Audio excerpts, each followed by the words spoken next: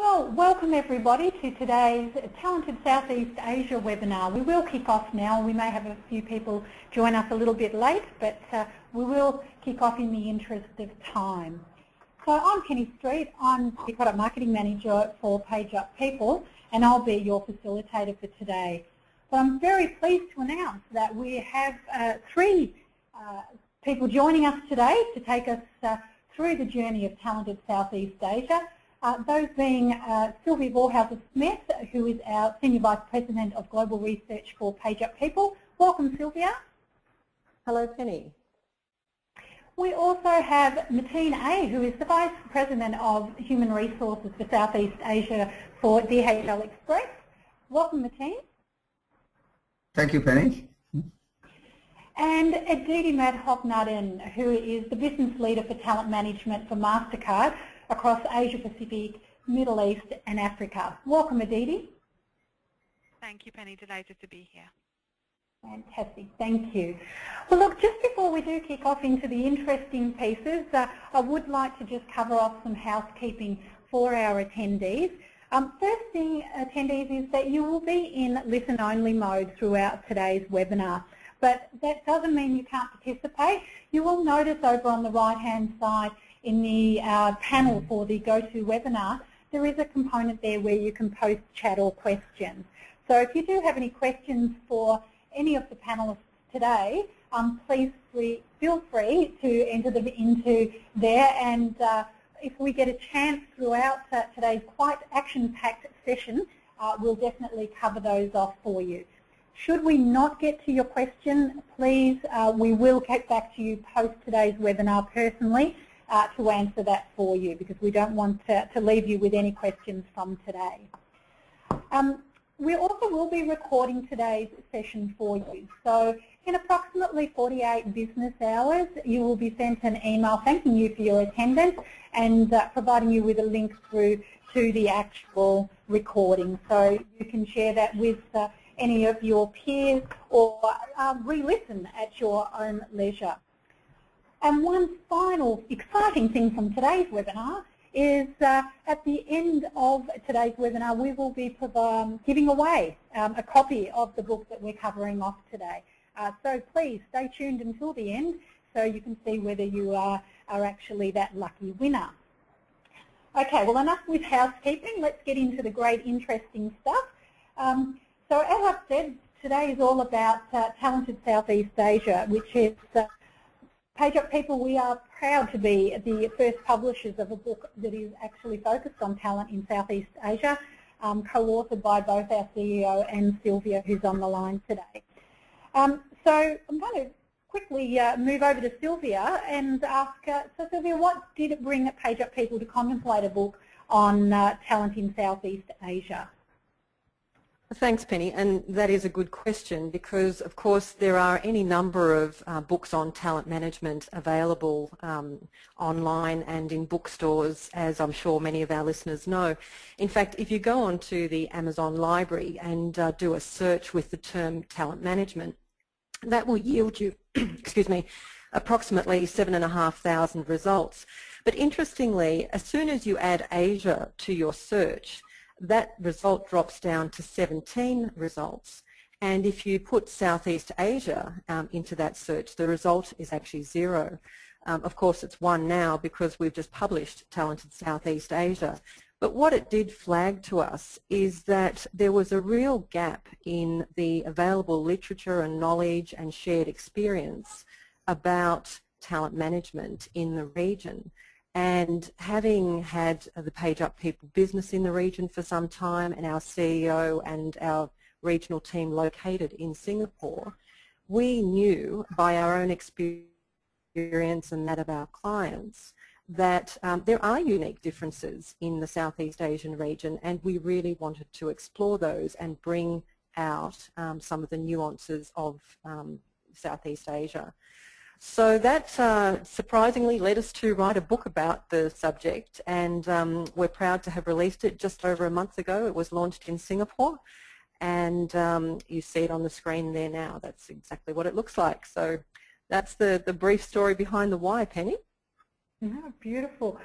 So, and I know there was a lot of statistics that also drove this. So can you just take us through those, if you mind? Well, if you look at the contextual platform behind this research, so looking at Asia and its role in the global economy in the future, we know, for example, that in the next 30 years or so, Asia will account for almost half of the globe's total population. And even more so, 52% of the global workforce will actually be domiciled in the Asian region. So we're talking about a massive shift of economic and social momentum into the region, and it's quite underrepresented in the global picture as we stand at the moment. For example, 9 of the 10 fastest growing megacities in the world in future will be in the Asian region. And also incomes are increasing dramatically as these emerging markets catch up with the more advanced modern world. And that means that with higher incomes, much more consumer power will be vested in those people in the region. And as you see here, we'll add almost 1 billion consumers with $10 trillion of purchasing power. And so it's no surprise that many multinationals are now looking to the region for their business growth. It's stalled in many of the Western countries, and most multinationals have, as part of their global game plan, a significant presence in the region. And that caused us to talk to many of them as part of the research for this project. The other, I think, interesting stat that really tends to surprise people, particularly from Western backgrounds, is that it's such a youthful market. So here you see that 49% of Southeast Asia's population is actually below the age of 30, which is a stark contradiction to the average age in the Western world. And what it means is that the dynamic of the workforce is also quite different. So all of these factors led us to explore, well, what does that tell us about what know-how and experience is actually housed in the region by practitioners such as Aditi and Mateen, who we'll speak to very shortly. And what have they gleaned about what is effective in terms of talent management, specifically in the region? What's different? What's similar? And how do multinationals need to adapt their approach to be effective in managing their Southeast Asian workforces? So the book is full of alternative approaches, ideas and experiences of these practitioners on the ground. And so it's full of fascinating case studies, and we're going to share some of those with you today. This is a huge subject and undertaking. So researching this must have been a really exciting and insightful exercise for you, Sylvia. Can you tell us a little bit about that? Well, it was about a year in the making, and we spoke to well over 50 multinational organisations that have operations in the region, and that was over more than 100 interviews. So we spoke specifically to HR directors and business leaders of multinationals in Singapore, Malaysia, Thailand, Indonesia, Vietnam and the Philippines. And you see some of those organisations on the screen right now. We don't have all 50 of them up there because retaining confidentiality was a key driver for many of these organisations, because they did share with us some very insightful and sometimes corporate information that we obviously respect the privacy of. But all big brands that have been in the region, some for decades already and some only over the last few years. And in terms of their original headquarters, you can see here how they are distributed around the world. So we were happy that we felt that we got a fair representation of companies that are domiciled in different areas of the globe that are now having operations in Southeast Asia. Beautiful. So I thought it might be a good time to bring in our other panellists and actual book contributors to the discussion. So, Mateen, when Sylvia and Karen actually approached you and DHL Express to interview you regarding this subject. Why do you think it was important for you to be involved in the book? Well, when I was approached by Sylvia and Karen, this book was about Southeast Asia, and I manage Southeast Asia countries here, actually 10 countries in Southeast Asia. And there are real challenges in these countries because some are really growing markets. So when they were talking about talent in Southeast Asia, that's something that we are facing. It's a critical shortage of talent, say in Indonesia, for instance. It's a growing market. Look at the population, the domestic demand, international, the trade is doing well, but we can't find the right people. Sometimes when we find the right people paying at the market median, we know where to find the right talent. And we had that challenges. And just for a few, maybe another 500,000 rupees or 1 million rupees, people start moving on jobs. So it was a bit of a challenge for us. And how do we develop talent from within? We have a talent management approach within DHL Express, and yet we still lose people to the market because it's always dollars and cents for them, and trying to make work enriching and creating some job enlargement for them sometimes doesn't help. So I thought it was an opportune moment to share our challenges with Sylvia and Karen when they're writing this book. And I mean, it goes for Vietnam and Thailand as well. And I'm going to be facing the same problem with Myanmar and my Indochina countries like Cambodia and Laos. So I felt it was the right time to talk about these challenges, and they are real challenges. It's not easy to find the right talent to join the organization, and logistics is not a very sexy industry. So we really have to put in that extra effort to try to find the right people. Fantastic. Oh, and thank you. And I know we're going to explore one of or a few of your stories a little bit later on. Yes. So Aditi, yours is slightly different because MasterCard being a US-based multinational, why did you think it was important to take a Southeast Asian perspective? I think similar to Martine, Southeast Asia is incredibly important to us, even within Asia Pacific or within Asia Pacific, Middle East and Africa, which is really the region that my team and I are responsible for supporting from a talent acquisition, management and development perspective. And I think I shared this with Sylvia and Karen when they first approached me. One of my biggest frustrations working in an American multinational corporation is sometimes everything is bucketed under Asia, and I think it's incredibly important to help educate and inform our colleagues across the globe, especially when we're part of an organization that is headquartered, in our case in New York, that just one of our so-called divisions, which is Southeast Asia, comprises of countries that have mature markets, relatively speaking, like Singapore, which is where our regional headquarters is based, to countries like Myanmar, which are opening up, and the growth potential, to again borrow from what Martine said, in Indonesia, the growth potential in Philippines, the growth potential in Malaysia, Thailand, Vietnam is incredible. So there's a real business case for us having a better, more in-depth understanding of the nuances of the different countries that comprise Southeast Asia, which is why I'm delighted PageUp people took the initiative to publish this book. Fantastic. Well, and thank you for your contribution, because I know that in speaking with Sylvia, there were some great insights that were provided from yourself and your team from that region, so thank you. All right, well, let's have a bit of a look then, because I'm sure what's on everyone's lips now is, so what was the outcome, what was the actual results of this?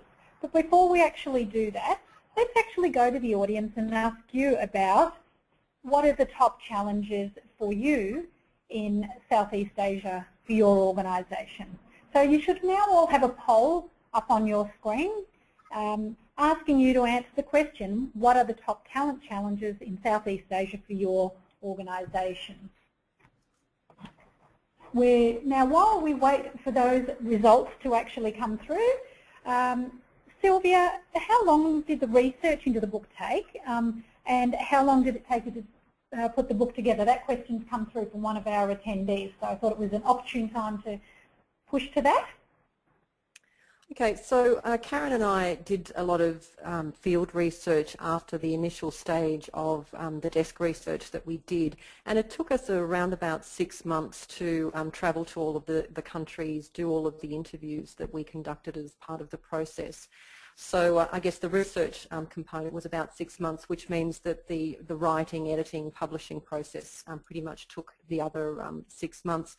We had a very tight deadline on this because we wanted the information to be fresh and relevant and real time, so that people that were interested in this book were actually getting experiences that were not dating very far back at all. So it took about 12 months to put it all together, Penny. Fantastic. Okay, so it's a huge investment from a time perspective. Okay, we've closed the poll off. So the results that we've actually got there is number 1 is attracting the right talent at 38%. We actually have the second one is creating a leadership pipeline at 31%. Close behind that is engagement at 19%, developing talent at 8%, and retaining top talent at 4%. So some very interesting results there. Sylvia, what are your thoughts around that? Well, of course, all of these aspects of talent management are critical in organisations, so it's always a difficult question to say how would you rank one ahead of the other. I think it's quite an interesting snapshot to see that retention and development sit as low as they do in contrast to the other factors. Because as we're about to see, it's a little bit different to what we see specifically in Southeast Asia, and there are good reasons for that. So perhaps we might go into the findings and just compare and contrast the poll results with some of those. So what we found as a result of doing a ranking of all of the different aspects of talent management was that in the region, in Southeast Asia, development trumps everything else. So at 47% of organisations rated this as their number 1 priority, followed quite quickly with attraction and retention. So attraction and retention are much higher, retention and development are much higher in the Southeast Asian region than they are for our poll respondents, who may of course well be from Australia or Singapore or some of the other advanced markets as well. So I think that's an interesting observation. We're going to delve into those top 3, but just interested whether Mateen or perhaps Mateen, are you surprised at how low retention and development rate for our poll respondees? Yeah, actually I am, because we do have a high turnover in some of these countries in Southeast Asia, especially the fast-growing markets. So I was a bit surprised, but then again, when I looked at what they put, attracting talent, maybe in some cases finding the right people with the right skill sets to fit the company, business as well as the culture, sometimes is a challenge for some more than the others. And as for talent pipeline, yeah, that's a problem that DHL faces as well, with the management team and the country manager, especially the SMT and the SMT 1 downs, the senior management team and their 1 downs. Sometimes it is a challenge. So I guess it's the different degree of challenges that people face in the organizations that probably resulted in the poll. Yes, I agree.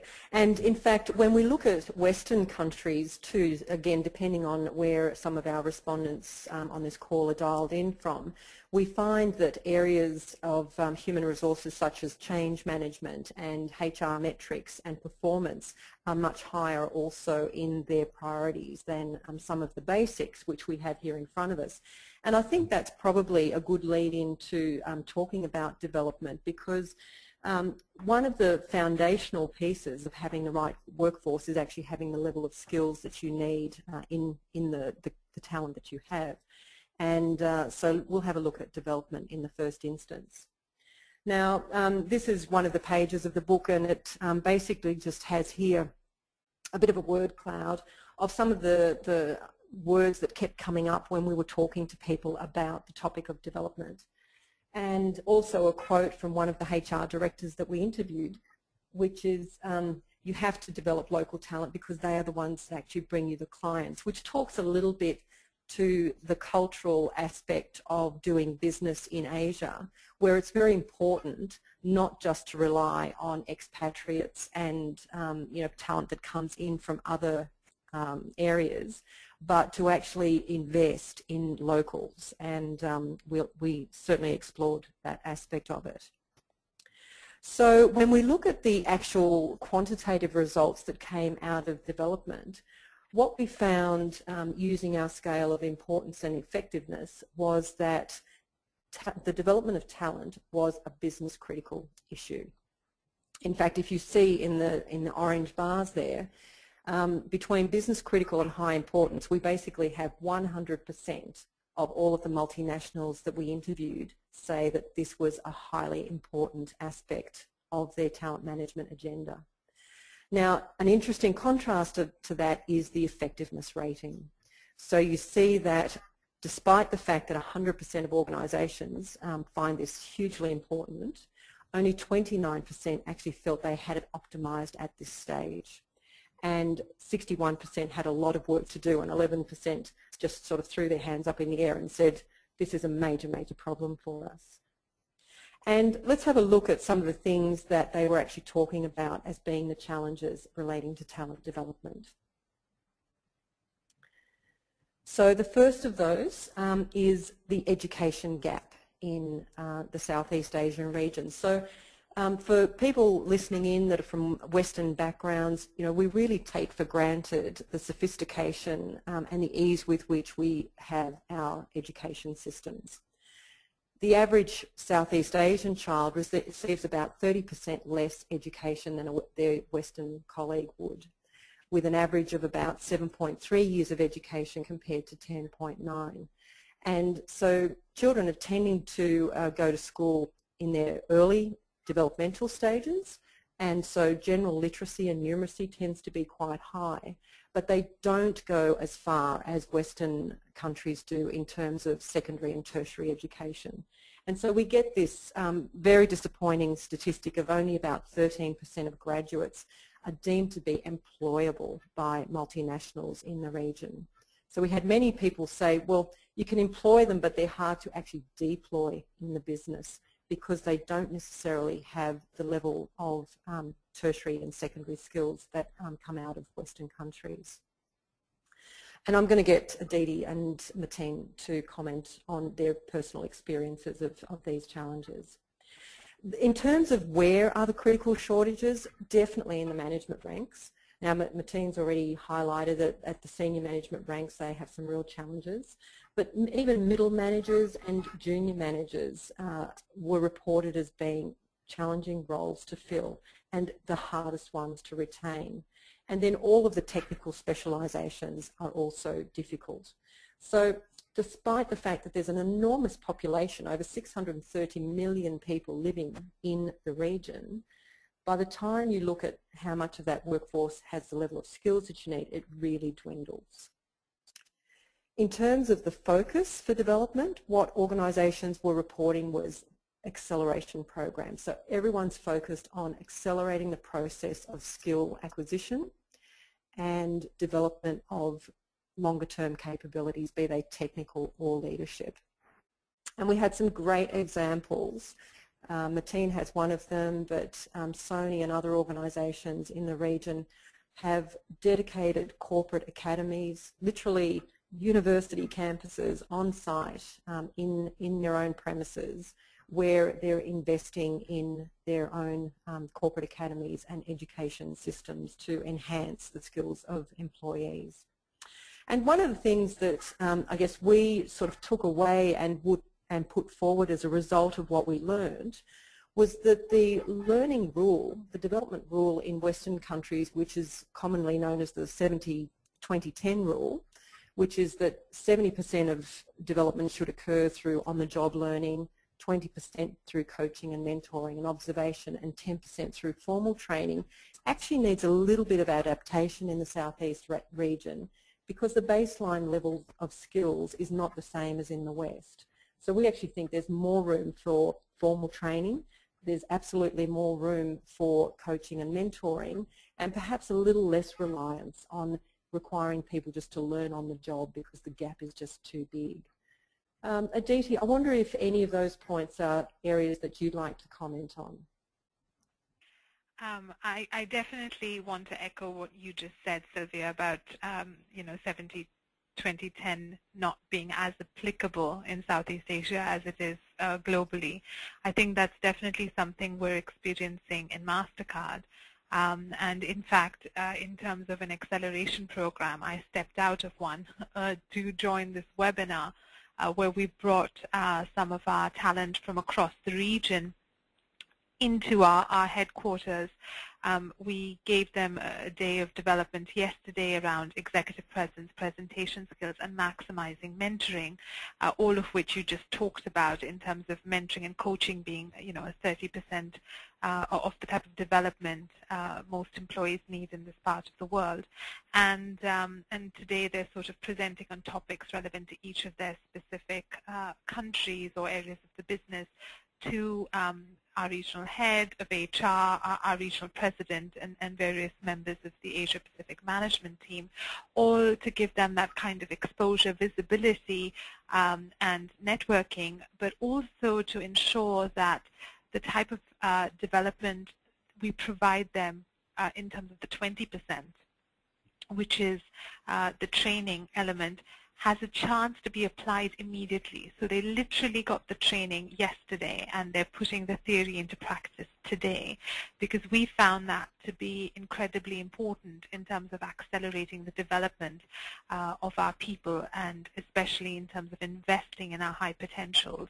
We're also matching each of them up with a mentor that sits on our Asia Pacific management team, so that when they go back to their markets, they have that continued coaching and mentoring that forms 30% of the 50-30-20, and we can ensure their continued accelerated development in order to build that talent pipeline locally.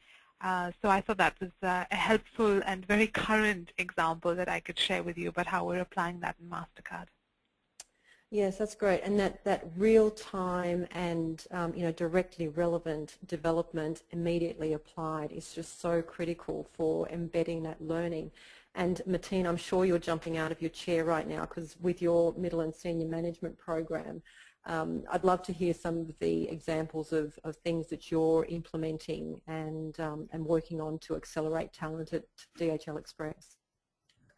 Well, looking at the 50-30-20 rule, yeah, I got to agree with Aditi there, because I think at the 20 rule where the classroom training is concerned, I think ours is a bit higher there, because one of the things that we came up with in 2011 was the Certified International Specialist Program, where we wanted 100,000 Express employees across the globe to be Certified International Specialists, basically getting the foundation of training for the business itself, understanding the business back to basics.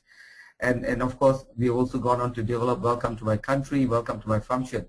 But for the managers itself, what we came up with was for Certified International Manager.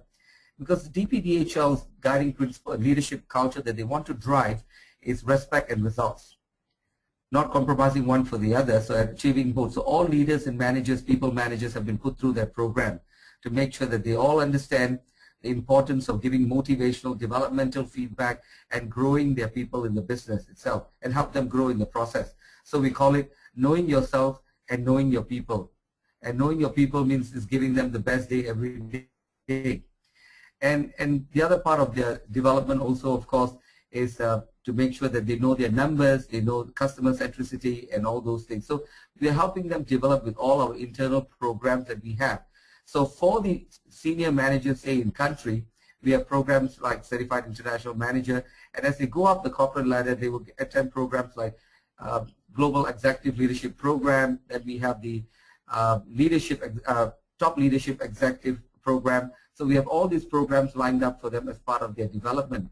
Now, coaching and mentoring and feedback is something we are getting into that mode. We're trying to make sure that we continue investing a lot in that areas.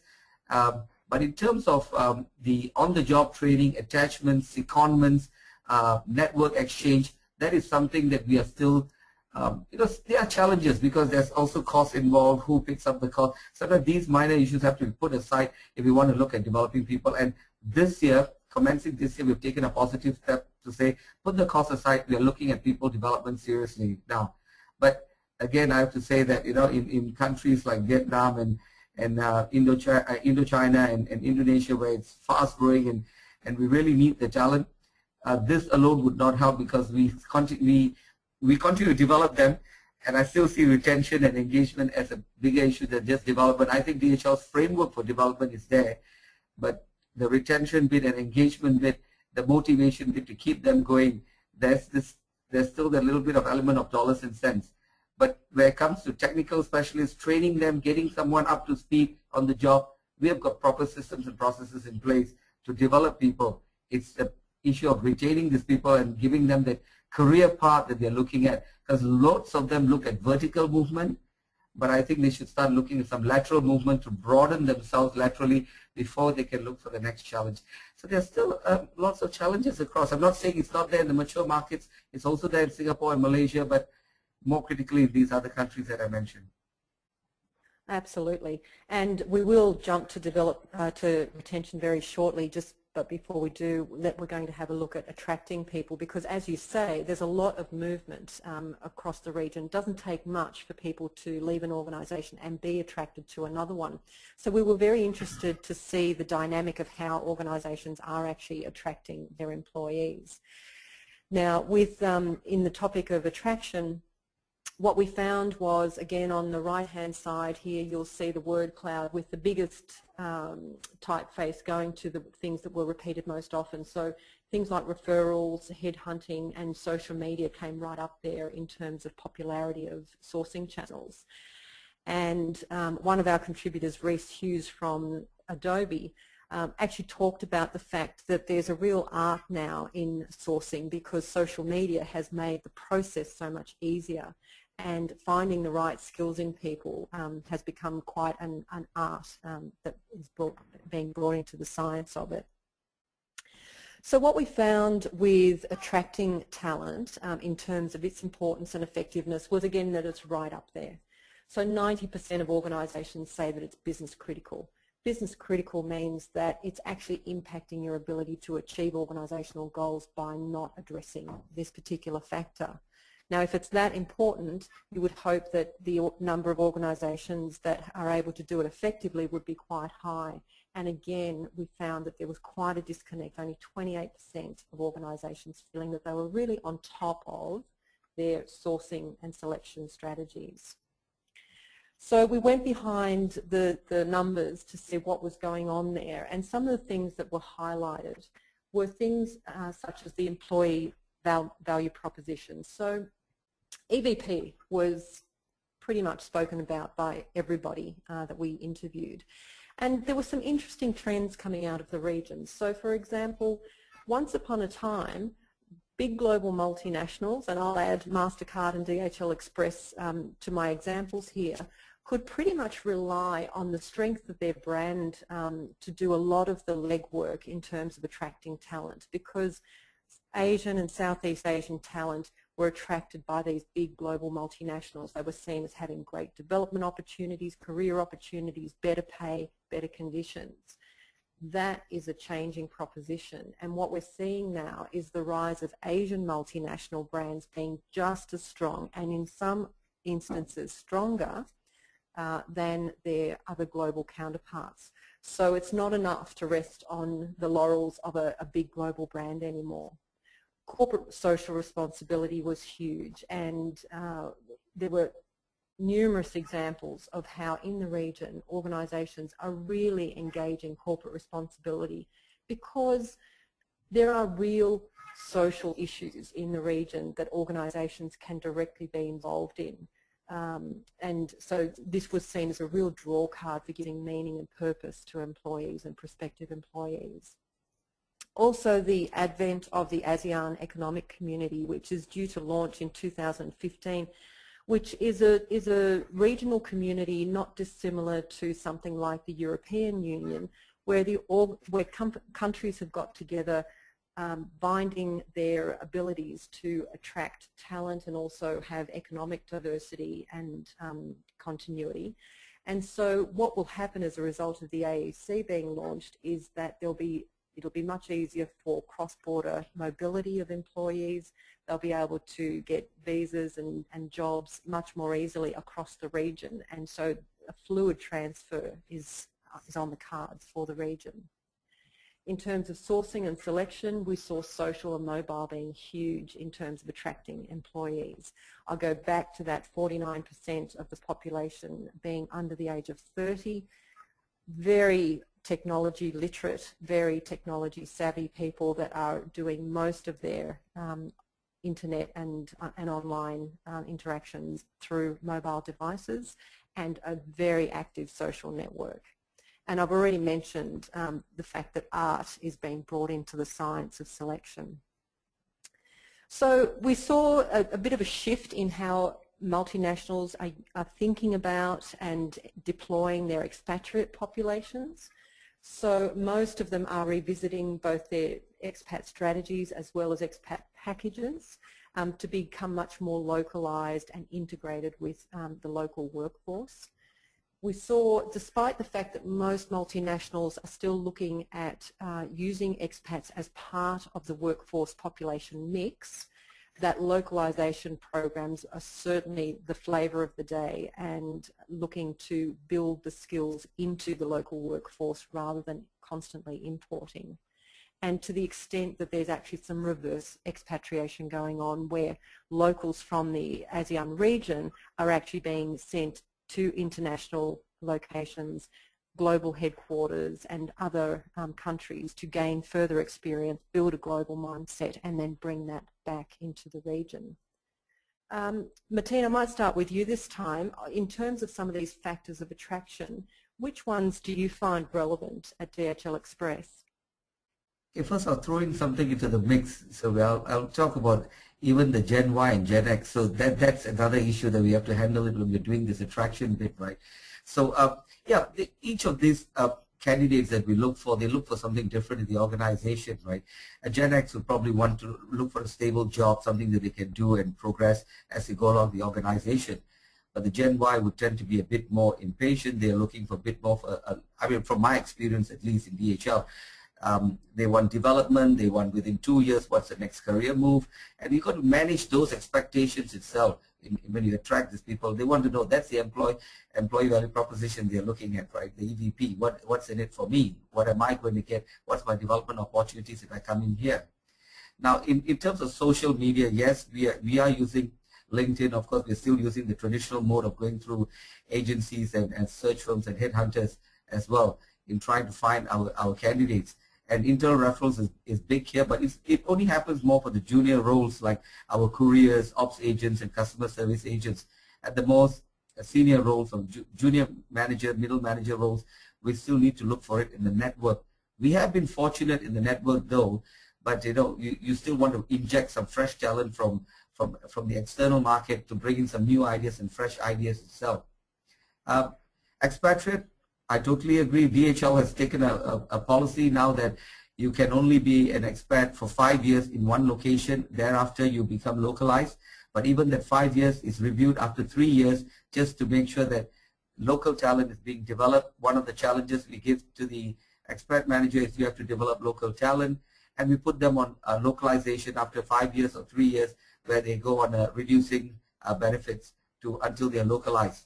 And we have, of course, we have Local Plus, which also goes on the same offer to them as well. So those are some of the challenges that we have, because I think my biggest challenge is bringing the young talent in, because that's a real challenge, because what they want is career development within a short period. They don't get something happening in 2 to 3 years.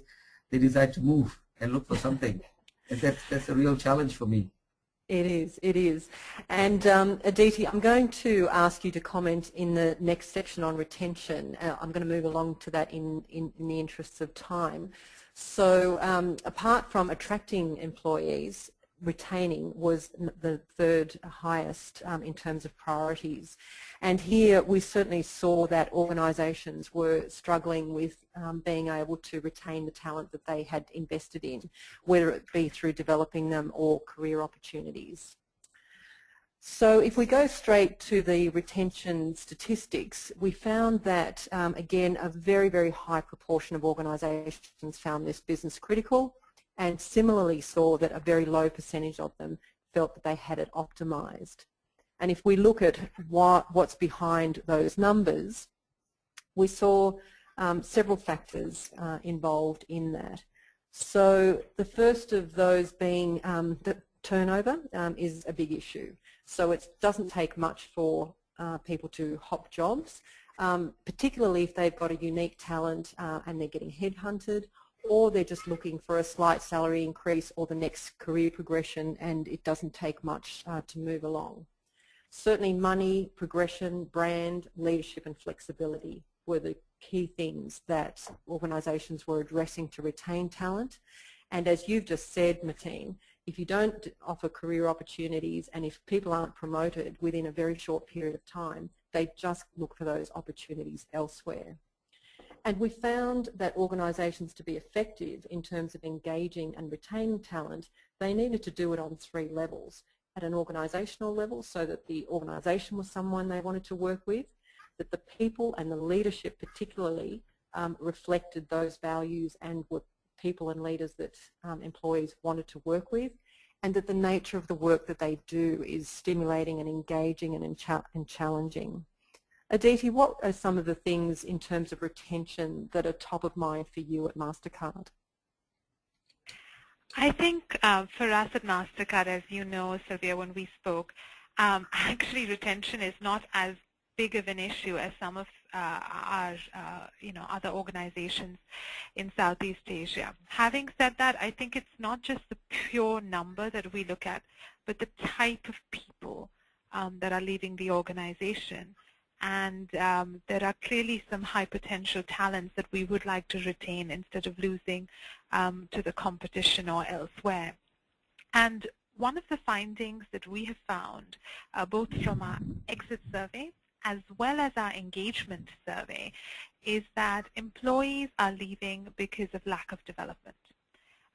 This is twofold. One, they're not moving as quickly as they would like to through the organization, and 2, they don't necessarily feel like they're being developed as much as they can in the roles that they're in, which is very typical, I think you would agree, in a growing company in such a high growth region. So some of the things that we have done around development to address that particular issue is we have firstly made sure that we're giving development the type of focus that perhaps it lacks in the past. We had a career development day last year, which was probably the biggest HR hit of 2013, where we did everything from panel discussions on smart moves, which is the phrase we use within MasterCard to try and influence our employees into understanding that development doesn't just mean moving up, it also sometimes means moving sideways or even down with the view to moving back up again, very much using that metaphor that the career path is no longer a ladder, it's more of a jungle gym. But also we did clinics with my talent acquisition team where our employees could come and talk to our recruiters on the ground to understand what types of roles are available, have them review their CVs, their experience, give them some indication of the types of roles they could apply for within the organization or be considered for in the future if they were not ready for that immediate move. We've especially focused on management development. We've all heard that phrase that people don't leave companies, they leave managers, and I think we're certainly seeing that in terms of some of the regretted attrition we've had. So really focusing on our managers. We have a people manager effectiveness survey, which is now in its 3rd year, where we have employees actually be surveyed in terms of how effective they think their people managers are. And those results are fed back to each of the people managers as part of their ongoing development, but also as an indication of how they're doing against their objective to be the manager that creates an environment where people can be wildly successful. That's the people manager effective that's hard-coded into all of our people managers. So we're really doing quite a few different things, very much focused around development, which I think, again, goes back to the finding you had in Talented Southeast Asia, so there when you were doing your research, that development is #1 for us and is very closely tied to both the acquisition and attraction of talent as well as retention. Yes, thank you. And I love the phrase wildly successful. If that's that should be a KPI on every manager's to-do list. And Martine, courtesy of you, we do actually have some pictures here of some of the retention initiatives that you have at DHL. Perhaps you could just quickly talk us through some of the things that you do. Well, I mean, one of the things that we embarked on is getting our people managers more engaged with the staff. So some of the activities that we did was getting all the management team to dress up as chefs and going around distributing breakfast across the whole of Singapore. In fact, all the other countries in Southeast Asia adopted the same practice as well. So we visit the service centers, the operational hubs, and we do that in the office as well. And we also, of course, also do the dress-up days where we have Staff Appreciation Week. We have Staff Appreciation Week once in May for the full week of activities, and once in October. We distribute T-shirts. This year, our staff will be getting Formula E T-shirts in May and Cirque du Soleil T-shirts in October. And we have a staff appreciation night. So, and we have town halls regularly, and you can see the dress up, the corner right picture where they actually really take the trouble to dress up. And then we have the Employee of the Year program, where 176 out of 35,000 employees across AP are recognized at one location. So this one was the one in Cambodia. The recent one just concluded happened in Shanghai, and the whole management board, including the global CEO, was there to welcome everyone and to give out the awards, just like the Academy Awards. So we treat them really as superstars of our organization itself. Yes, and the activities go on. And I think one particular thing I want to mention is we also, during the appreciation, we put up a thank you board in every floor where anyone can take a small piece of Post-it pad and write a thank you note to someone else in the organization, and we put it up there for everyone to read. Someone is thanking someone in the organization itself. So it's no surprise that you're winning awards each year for your engagement and retention initiatives at DHL Express, Martine. Congratulations. Yes, so I'll hand back to you, Penny, to look at the final section, because we've already alluded to social and mobile as being very important aspects of talent management in the region on several occasions, and I know that you've got some statistics to share with our listeners there. Thank you very much, Sylvia, and thank you both, Martine and Aditi. Some great stories there that you've shared with our audience around the critical components around engaging your talent and such. And as Sylvia was saying, the fact that such a large proportion of the employable staff in Southeast Asia are very social and mobile, we do have some statistics here around just to back that up and to say, 90% of Southeast Asian users are social network subscribers. The Thais spend 27.2 hours per week online, and again another one there around 41% being under age of 24 and 70% under the age of 35. We then also look at the fact that we are a highly mobile world, so if we even look at the global population, 7 billion and then 6.5 billion are mobile subscribers. And if we look at the Southeast Asia, we have a number of those where more than one mobile handheld, so that could be a mobile device of any form, but most people have more than one. Look at Singapore, where it could be 1.5. So what I'd like to do now is just throw to our audience and ask them about how they see social and mobile. So we're going to open another poll up for you. To ask you how your organisation is managing social and mobile in the talented Southeast Asia market.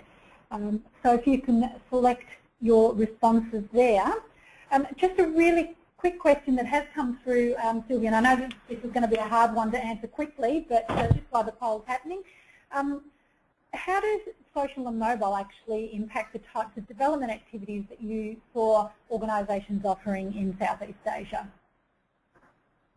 Yeah, well, I guess it gives great opportunity for learning and development managers to really rethink how they're taking learning content to their workforces and getting that learning uptake, getting that learning embedded.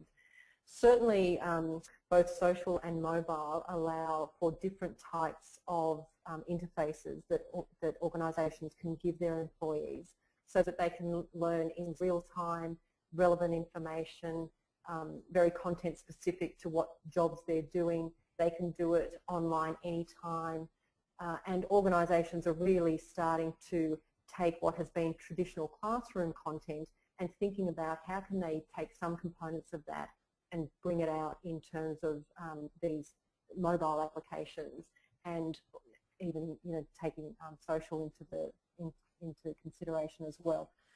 We're exploring right now, for example, things like gamification. So how can you use gaming technology more effectively in transferring learning, given that people engage very well with games. So there are lots of opportunities. I think it's the tip of the iceberg at the moment in the region. Yeah. Okay. Oh, thank you. And it's interesting to see how, the fact that we do need to bring social into that aspect as well with your learning and development. So thank you, Sylvia. We've closed the poll off, and now what we have is that the top response has been social and mobile is still being explored for talent. So that's probably not surprising at 56%. We then have that people do have an active social talent strategy at 28%. All of our talent technologies are mobile optimised at 17%. And then that you have a planned approach to social in your talent strategies at 6%. So we don't actually have any respondents regarding that last point there. So Sylvia, can I get you just to give us a bit of a rundown on the actual 3 key points that we have covered off today, because I'm very aware of time. We've only got a couple of minutes left today. Okay, well look, I think we've talked about a huge range of topics here. I think in terms of development, obviously something that's come through with Martine and Aditi as well, is that the format of development, say taking something like 70-20-10 and thinking differently, maybe making it 50-30-20 is relevant in the region. In terms of attracting talent, it's all about the employment value proposition and using mobile and social technology to source and attract people. And as far as retention's involved, a great organisational culture, great leaders and great jobs is what actually gives you a great place to work. So these are some of the dynamics that are happening in the region. Fantastic. Okay, well, as I said, we have actually got very, very close to end of time, so I thought what we might do now is actually announce our winner, and our winner is Yolanda Russell. So Yolanda, we'll be in contact with you shortly to discuss how we get a copy of the Talented Southeast Asia book out to you. And we'll also ask Sylvia to sign that one for you, so you've got a bit of a personalised copy. So congratulations there, Yolanda. Okay, it's been some fantastic commentary today regarding Talented Southeast Asia, and I wanted to do a great big thank you to Sylvia, Martine and Aditi. Thank you all for sharing your insights today, and maybe even a little bit of your IP, Martine and Aditi, regarding how you're managing Talented Southeast Asia. So we do have a little bit of a plug there at the end for you. If you would like a copy of the book, that is available via Amazon.com. And if you'd like more information, you can actually go to our website dedicated to the book, which is talentedsoutheastasia.com. You can also download an example of one of the chapters via that. So just a reminder that everyone today will receive an email in approximately 48 business hours, thanking you for your attendance today and providing you with access to the actual recording. So thank you everybody for your attendance today, and again, Sylvia, Martine and Aditi, thank you very much. Thank you, Penny. Thank you. Thank you.